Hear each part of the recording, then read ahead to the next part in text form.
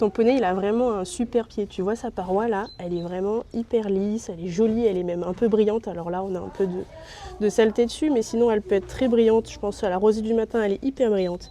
Quand tu regardes, tu vois ton alignement entre ton boulet et jusqu'au bout de ta pince, là, ton alignement interphalangien, tu vois que tu as vraiment un bel alignement, tu vois. On n'a pas une cassure à un endroit, c'est correct. Sur ta hauteur des talons, c'est pareil.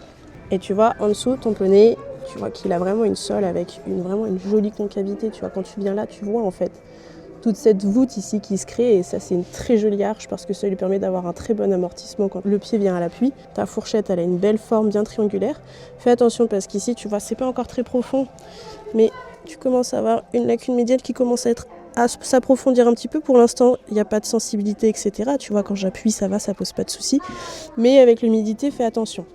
T'as une belle paroi, t'as une jolie ligne blanche ici qui fait le tour du pied. Mais par contre, fais attention à un truc, c'est que les terrains sur lesquels il évolue, pour venir, tu vois, par exemple, jusqu'à la carrière, jusqu'à l'abri, etc., tu vois, il y a des petits gravillons. Et en fait, ça, là, dans cette cavité, il faut bien la curer parce que du coup, quand t'as des cailloux qui viennent s'incruster dedans, ça fait de la séparation de parois et après, ça fait surtout une fragilité et une porte d'entrée pour des fourmilières. Tu peux utiliser ton cure-pied pour vraiment aller curer, mais en fait, tu vois, le bout, il est quand même assez épais pour ton cure-pied. Et moi, j'ai un autre outil, c'est une petite pointe.